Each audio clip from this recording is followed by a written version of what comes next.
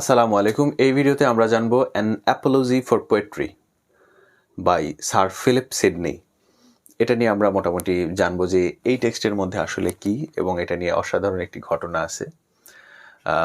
একদিন sir Philip Sydney হঠাৎ করে দেখে যে ওনাকে ডেডিকেট করে একটা বই লেখা হয়েছে, স্টিফেন গৌসন।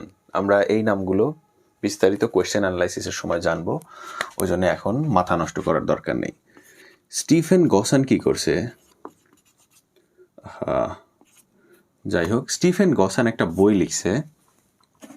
সেই বইটার নাম ছিল দ্য স্কুল অফ অ্যাবিউজ।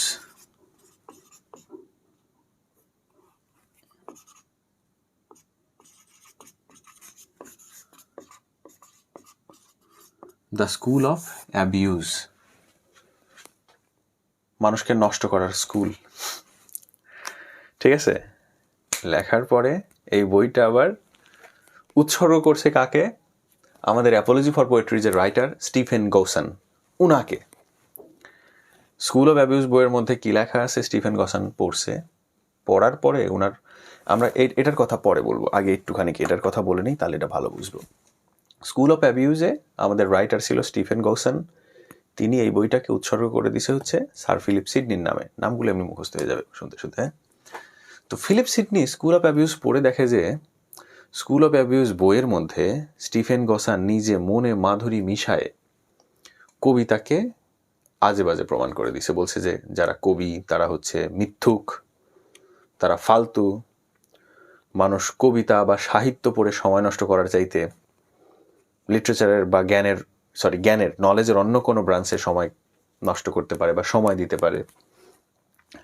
এছাড়া উনি বলছে যে ধরো প্লেটোর যে একটা কাল্পনিক কমনওয়েলথ ছিল, আইডিয়াল স্টেট ছিল, কাল্পনিক রাজ্য, সেই রাজ্যের মধ্যে প্লেটো বলছে যে আমার রাজ্যে সবাই থাকবে, ভালো মানুষ থাকবে, ডক্টর থাকবে, এই থাকবে, কোনো কবি থাকবে না, ওরা মিথ্যুক, ছ্যাঁচড়া।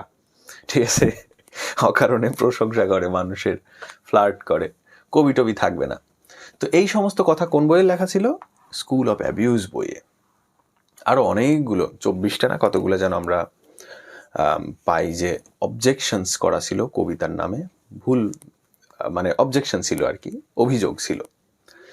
তো স্টিফেন গৌসনের এই বইটা পড়ার পরে আমাদের স্যার ফিলিপ সিডনির মাথা যায় নষ্ট হয়ে, কারণ উনি ছিল একজন ভালো সাহিত্যিক এবং উনার মনে হয় যে এই বইটা যদি ফেমাস হয়ে যায়, এই বইটা, তাহলে কবিতার প্রতি মানুষের একটা ভুল, মানে এরকম বিশ্বাস আসবে। কারণ এখানে কিছুটা লজিক ছিল, যেমন কবিরা মিথ্যা কথা বলে, ফ্লার্ট করে, এগুলো তো বাস্তব কথাই।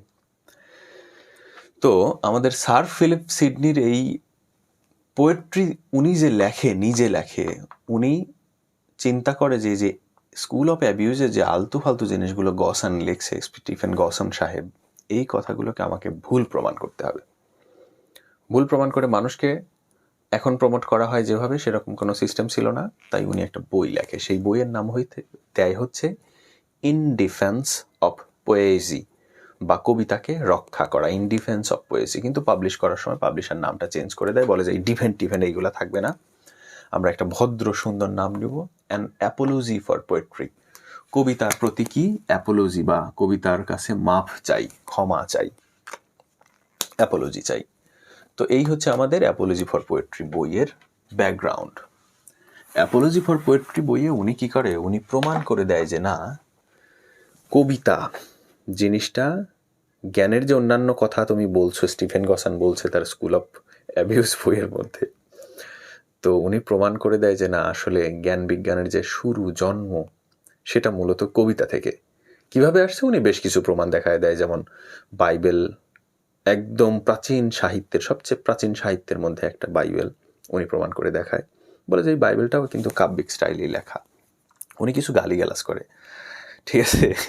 বলে যে যে সন্তান নিজের জন্ম হওয়ার পরে র্যাটল স্নেকের মতো বা পর্কিউপাইনের মতো নিজের মাকে, নিজের জন্মদাতাকে নষ্ট করে দেয় বা অস্বীকার করে, সে কত খারাপ হতে পারে। স্টিফেন গৌসনকে বলতেছে উনি, ঠিক আছে, যে কবিতা তোকে জন্ম দিল, তোকে শেখাইলো, সাহিত্য জ্ঞান দিল, আর তুই কবিতাকেই অস্বীকার করে দিলি, বাজে বললি, কয়েকটা প্রাণীর সাথে তুলনা করে। সেগুলো আমরা প্রশ্নে বিস্তারিত জানবো। তার আগে বলে রাখি যে ওই যে র্যাটল স্নেক বা আরও কয়েকটা প্রাণী আছে, যেমন আমরা জানি নর্মালি মাকড়সার কিন্তু যখন জন্ম হয় তার মায়ের শরীরের এই রস মাংস খেয়েই তারা জন্মগ্রহণ করে। তো এরকম কিছু প্রাণীর সাথে তুলনা করা হয়। তারপর আরও বলছে যে সোলজারদের সাথে তুলনা করছে কিছু, সেটা আমরা পরে জানবো। এটার বিষয়বস্তু সম্পর্কে একটু জানি। তো উনি মূলত স্টিফেন গসাঞ্চ অনেকগুলো দোষ নিয়ে আসে কবিদের সম্পর্কে। সেই দোষগুলোর মধ্যে আমরা দেখি যে স্যার ফিলিপ সিডনি 4টে মেইন দোষকে ধরে, বলে যে বাকিগুলো এমনিতেই ফালতু, ওইগুলা দোষ বলে আসলে বলা যায় না। 4টে হচ্ছে মেইন, যেগুলো আমি যদি যুক্তি খণ্ডন করে ভুল প্রমাণ করতে পারি তাহলে তার বইটাকে ভুল প্রমাণ অলরেডি করা হয়ে যাবে। তো সেটা হিসাব করে উনি মূলত 4টে পয়েন্ট নিয়েই কথা বলে। তার একটা পয়েন্ট ছিল হচ্ছে যে কবিদের মিথ্যা কথা বলা নিয়ে। আমরা এই 4টে পয়েন্ট নিয়ে বিস্তারিত প্রশ্নের মধ্যে জানবো, এখন জাস্ট একটুখানি আইডিয়া জানবো। উনি বলে যে কবিরা মিথ্যা কথা বলে, ওকে, বাট এই মিথ্যা কথাতে কোন মানুষের ক্ষতি হয়?